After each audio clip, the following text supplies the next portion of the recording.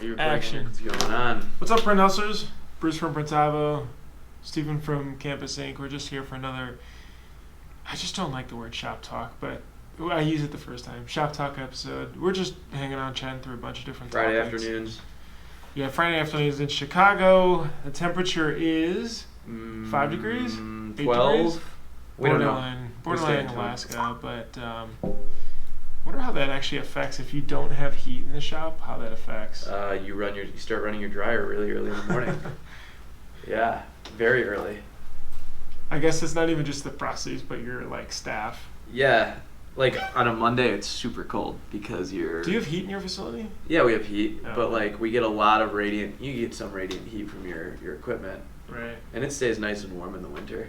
Do you have any fans in there or no? Yeah, So there's move like... there. Yeah, I mean above your dryer you have usually like a couple different vents. One for like dirty air, like, you know, like... I mean, just like carbon fans in the facility though. We have like some ceiling fans and stuff like that, but nothing like crazy. When it's hot out during the summer, like you'll see a lot of shops opening their garages and running huge cooling fans and Yeah. stuff. We're fortunate enough to have air conditioning in our shop. I don't know, we'll see what happens. We haven't been through a hot summer yet because we literally just moved in. Right. But when we were moving this summer, it was pretty cool. I know some shops with like huge warehouses like can't physically get air conditioning there, so they'll pipe it right over where their presses are. Mm-hmm. Just like you'll see That's like where one people are vent standing. right where your press operator stands, so they're cool. So we went to go see Stoketown Printing Yeah. in Vegas. Obviously, Las Vegas, very hot. They had one of those in the summer. chillers like that they have. They in the- bought like some turbine-looking. It's like they have in like the NFL, like on the fields. Like I don't know if it runs. With Was like, it sucking air out or was it? I think it was like an industrial cooling thing that they maybe like turn on when it gets super It's hot. interesting. If you're on Instagram, you can pull them up. Stoked on Printing. What's up, Kevin? Yeah, shouts out to Kevin. He actually just gave us a really cool tour. We just happened to be there for SGIA, and they somehow got that hanging from the ceiling. But you can see it on their Instagram. Yeah. It's super a cool. really cool turbine. It literally looks like it came off a Boeing 737. Yeah, seriously.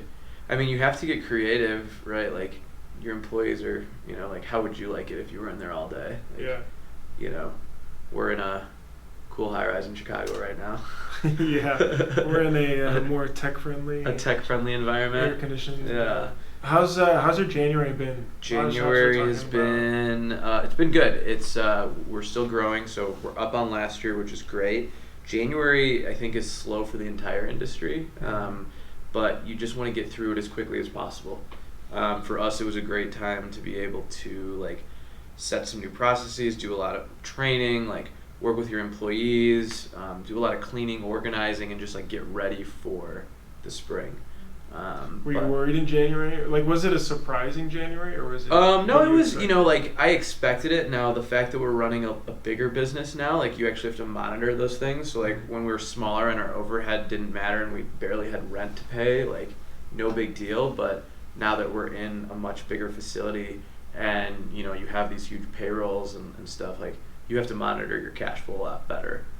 We're pretty fortunate, but definitely something I've been looking at a lot more. Is that what? Do you watch that cash flow just at the end of the month, or? I mean, I'm watching it every, you know, because, you know, if you know, in a matter of a month from S&S, you could order $75,000 of stuff. And if you're Right. on 30-day terms, that'll hit your bank and it's like, phew, Right. you know, it'll like, and so. Plus, it's slow on the sales side then. Right. So as our sales are building up, you know, Are you doing cash or accrual? accrual accounting. Yeah, Okay. accrual accounting.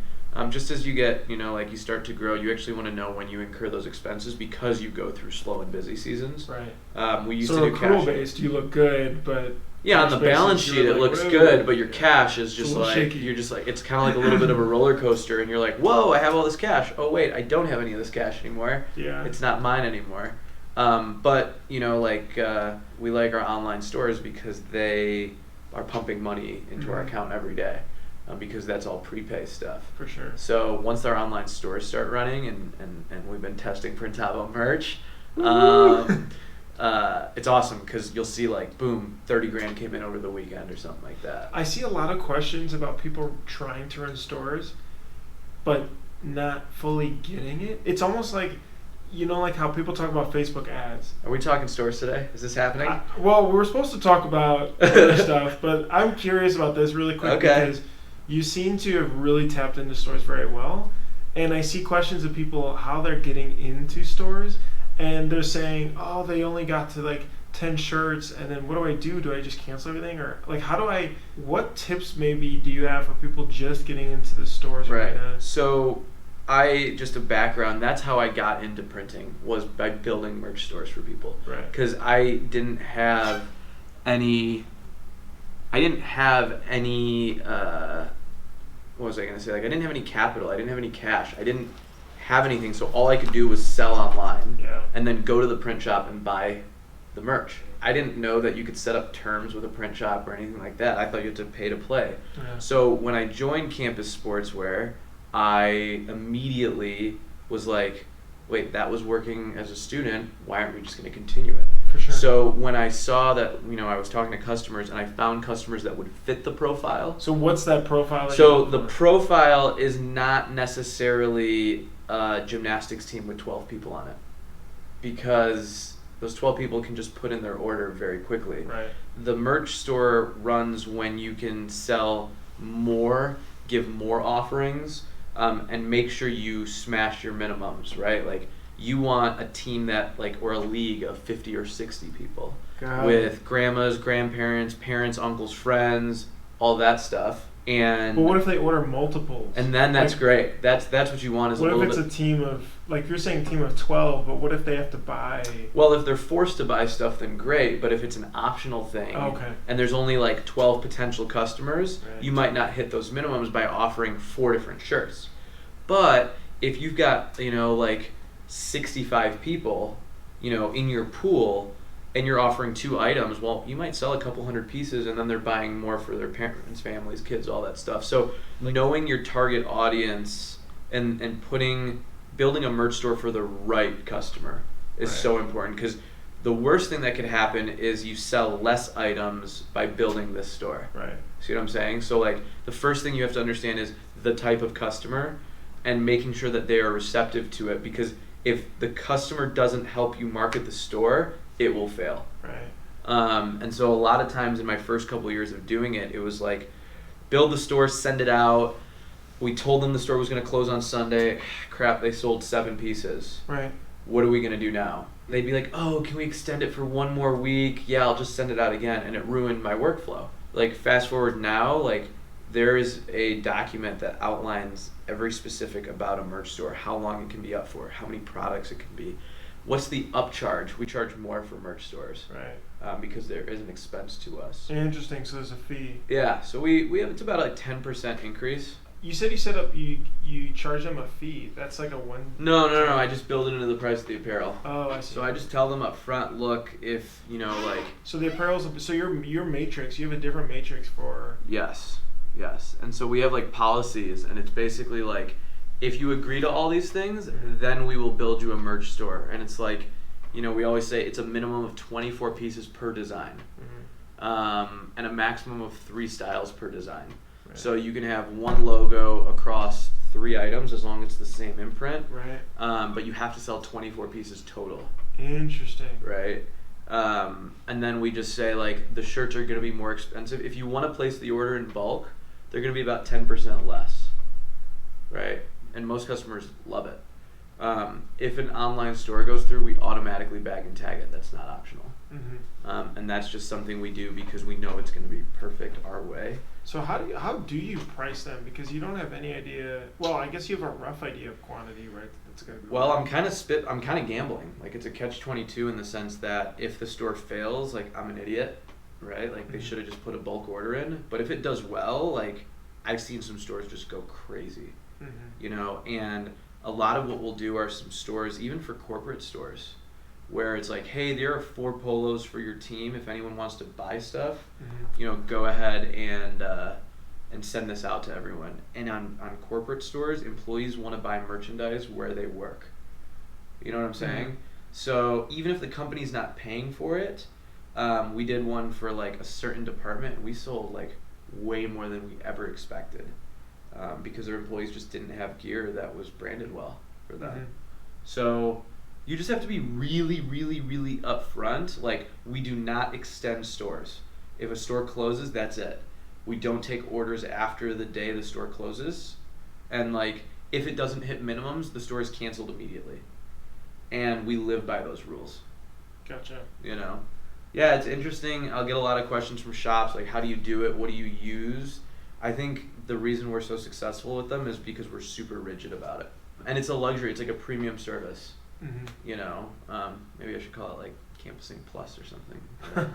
How do you know a customer's ready? Like, are you hunting out potential customers for this, or they come in and you're like, oh, store could be a good option for them? Yeah. So basically, if they fill out our form online, I'll let them like radio button if they're interested in a merch store, and if they're interested in a merch store, they get a preset email that says, here are our standards for merch. Like, let us know if you think you qualify for these. That's one way. Or I will go headhunting for groups that I think would be a good fit. So really large organizations. I mean, like, if you've got like for unions, like the local 149 or something, Mm-hmm. like they all want merchandise. Or like there's a group of motorcycle enthusiasts. Gotcha. You know, and there were like 800 of them across Illinois. Mm-hmm. And their marketing people or their organizer, their committee chair isn't gonna like hold on to apparel. Right. So they're like, hey everyone, like this is what it'll be available for 2 weeks. It'll get shipped to your house. Like it's only gonna be up for a little bit. And Right. those are where some of our stores like rock. Interesting. So you Yeah. hunt those out. How long do you know to keep it open for? I say like, a store should be open for a minimum of 1 week, no longer than 2 to 3 weeks. And items are delivered between 7 and 14 days after the online store closes. Mm-hmm. So that's also a big thing is with the Amazon world we live in, like customers think I ordered my shirt today, I should get it in 3 days. Mm-hmm. Whereas like it's almost a pre-order because we're not fulfilling until the online store closes. Mm-hmm. Right? So we don't have the luxury of like print on demand Right. online right. stores. That would drive me nuts. I don't know if I could pull that off. But yeah, some of the other things I do is like I go in and when I'm meeting with some of these groups, I'm becoming like an event planner with them. Mm-hmm.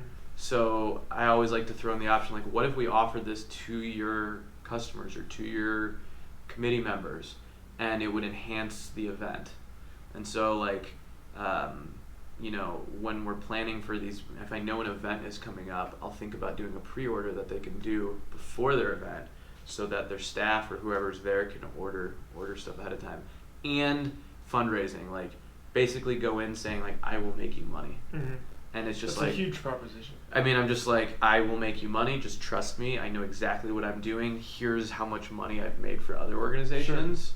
And I pretty much like ask for their complete and utter trust, and I'm like, I'll make you good money. And most often they're just like, we trust for you to price it how you think it's going to be. And when they trust me on price, it's not like we're contract printing for pennies. Like we're still making decent money, but we can adjust our price accordingly when they trust us. So you talked about gambling as far as what the price should be. Is there a rough sheet or guide that you? Yeah, I mean, I look at like I go on Sandmar and I'm just like, what's MSRP? Mm-hmm. Like if you go on SNS, what's MSRP? And what would if I sold it for MSRP? Or a couple bucks above or below, would I be happy? Mm. And if I'm happy with that, that's usually what I suggest. Some people think, like we can go higher than that, whatever. But that's, we want to be fair about everything. Now there's some organizations that will triple the price to try and make like crazy amounts of money. Mm-hmm. And sometimes they're really successful. And I let them. Oh, for the fundraisers. Yeah, I'll let them add, like, some people will be like, no, we want to like really make money. Yeah. Like, okay, that's totally fine. So I'll suggest stuff, and I think last year we raised over like I want to say $80,000 or $90,000 back into organizations. Really? And so those were just. Can you put that on your website too, or just talk about that you do stores? I mean, we just closed out 2018. Well, yeah, we've got a fundraiser example on our store. Okay. But I mean, we just closed out 2018. I just ran those numbers. We send them a check immediately. So like, there's some companies out there that will give them credit to buy more merch. Fine, but like, making money is sexier. Right. And that's the service we offer. And we'll get a bunch of now that we're like pretty dominant in our community. People will come to us being like, hey, we saw how you did it at this baseball league. We want it over here. Mm-hmm. and then the coolest part is once you build the store, it's set.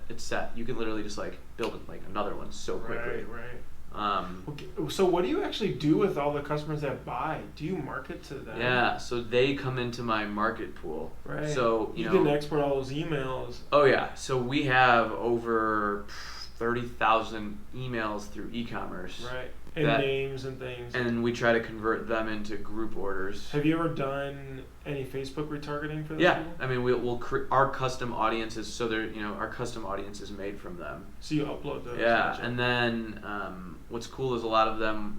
We really focus on big initiative was packaging this year. So like from getting custom boxes to really nice plastic, to like our brand on the plastic, to a really nice insert that goes into every bag and tag, so that like they open the box, they know it's a Campus Inc. experience every time. That's huge. So for folks out there, when we talk about remarketing and like the audience aspect, in Facebook, there's a way you can upload email addresses and contact info for people, and then target those people on Facebook through the news feed or the Facebook app and so on. And you can show them ads, and then you can also create lookalike audiences to find similar people to convert those. So do you advertise them your services, or just more specific stores, or like what do you push towards them?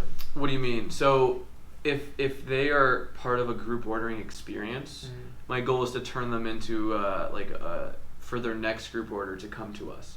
So if we have a whole soccer team, right, and there's one parent that led the group order, right, I've now sold to 30 parents or 30 families. My goal is that maybe some of those families will actually come to us for their next group order and say, hey, I saw what you did for my son's soccer team and it was a cool experience. Can we do it for baseball? Right. And that's kind of how we use that market as like a secondary market to turn them into primary customers. Right. That's super important to us. They get regular content from us. So. Got it. Yeah, that's very interesting. So are you able to attribute how much percentage of your sales come from running stores? Yeah, I mean, just last year we did close to just $1 million in just stores. Wow. And I talk to so many shops, and that's a strong differentiator for their business. Is I can run a store, and the other shops just don't or can't. Yeah, I mean, it's not only running a store, but like the bagging and tagging is really important too. Like the packing for slip. Presentation. Yeah. Or for No, just like if you're gonna run online stores, learn how to bag and tag orders, because if you bag and tag an order, that's like the last thing you want to do is give a parent a box of 100 shirts. And they have to sift through. Here's everyone who ordered. Then they're gonna call you back in an hour and be like, I'm short 2 smalls. Right. Then you're gonna set up your 2 screens because the customer's always right, whether or not they counted right or not. You're gonna print those 2 shirts. That's gonna take you 2 hours, whatever, by screens and this and this and this. You might as well just bag the shirts for them. Mm-hmm. So that's a service. Last year we, that's last year we decided like that's what we're gonna do. Gotcha. So that's a really good tip, is after you do the store bag and tag the order, any other things for someone just getting started? They just installed merch. And don't try to do too much too quickly, mm-hmm. right? So set really good guidelines, right? So when you just get merch to start out, start with like a couple items. Don't do like 40 different variants and colorways and this and this and this, because it's overkill, and your customers are going to start controlling you. A lot of times we'll get customers that are like, that'll send me an Excel spreadsheet of 25 items that have 3 different colors on them, and I'm just like, I don't want to print that. But 2, you're never going to be able to hit minimums, so why don't you pick 3 items? Mm-hmm. And they're like, well, our committee wants this many. And sometimes they'll be like, well, unless you're going to promise me you're going to buy them with a pre-authorized credit card, like, no. So hold to your guns when you're just starting out stores, because you're offering a solution that's making their life easier. Sure. Right? So don't try to, I say all stores are temporary. Permanent stores, like, push your customers into buying funnels, if that makes sense. Right. A really good brand like Supreme, they have no inventory risks because they do everything in short runs, temporary sales, and ship out right away. Holding inventory, keeping an online store running, year round, not a way to run a merch store at all. Mm-hmm. So, I don't know. As far as, requests go, like, don't try to make it complement your business, not like make it harder, Mm-hmm. if that makes sense. So, how's merch coming along, Bruce? Merch is awesome. We're super excited. Merch has literally been a product that we've been working on, the engineering team, heavily for almost a year. Wow. I mean, it is a almost separate kind of business in itself, right? Mm-hmm. Like, obviously there's companies that just do that, and so it's been very exciting though, in that how we've merged creating stores, collapsing stores, and just like managing the orders is totally new. Like, it just hasn't been done yet, which is exciting, but also creates all these weird pitfalls and things, which you've seen as tested Right. now as well. It's just, I mean, I've used every platform for stores, and there's nothing out there yet that is, I think, going to make it as simple as merch has it, which is really cool. that's awesome. It's just as you and I have gone back and forth, merch is just an opportunity to help your customers out. Yeah. And it should just be a quick avenue that you take in your workflow. And I think from testing it out over the last month, like, you've nailed that part, which is very, very exciting. And I think customers are going to really, really receive it well and stuff like that. So Yeah. it's crazy how, you expect it to be it look a lot different or feel a lot different, but like, I logged in the day you activated on my account, and it like just kind of blended in. It just like looked like it's been part of Printavo. It's pretty cool. Yeah, appreciate it. I mean, it's been a crazy journey, just because of also, so our workflow is backing up for folks who haven't used it yet, but it's like, you start off with a quote, you can one click turn it into a store. When the store's done, you can one click and it'll consolidate everything back into a new invoice. But there's, as easy as that sounds, there's so many of these weird edge cases, which we still will continue to. Yeah. So like, tell us about like one, for instance, like what's one thing that you're like, like an instance, like one very specific instance that you're trying to figure out how the software is going to work. So here's a good one, right? Stores just run differently. People, like you talk about, you try to get stores closed after 2 weeks, 3 weeks max. Well, a customer, obviously we deal with so many shops and they have so many different use cases. Let's say a shop wants to run it for 2 months. Now, 1 month through, they don't want to wait till all the orders in. They just want to take all those orders, create a new invoice for it, combine everything, know what they need to order, process it, and ship those out, and then do a second one at the end of the month. Well, like, just knowing and splitting those off, and then combining things correctly, not duplicating things that have already been ordered, let alone you throw in personalization, like, because I love how you have personalization done. Right? It's literally like, for Printavo customers, it's on the line item, so you can download like one Excel document that's not janky, so you can put it right into your vinyl cutter. But 2, on every line item, you can just hit you can hit a little link next to it. It'll pull up exactly what needs to be, like, names, numbers. So like, less like, getting a highlighter out and crossing it off. It's literally in the invoice, which is super cool how you've done it. Yeah, that was a lot of feedback from you, actually. It's just like, we've had a lot of calls. We've had a lot of fun. Yeah. It'll be cool to see as more and more shops start using it. You'll probably discover things about it like you didn't even realize. Of course. I mean, this is the same thing as just Printavo itself. It's a never-ending improvement journey, and especially as we've brought on more engineers now to be able to help. We had Ben just started on Monday, just to be able to help iterate. It'll also be nice for us to be able to continue focusing on Printavo and on merch separately too. Yeah. We've just got a crazy roadmap, but yeah, merch has been really, really cool. I'm pumped. We have to do this merch madness. I just don't fully know what exactly it is. I really want to do a cool fundraiser for some awesome. That hoodies for homeless was really cool. I saw on Facebook.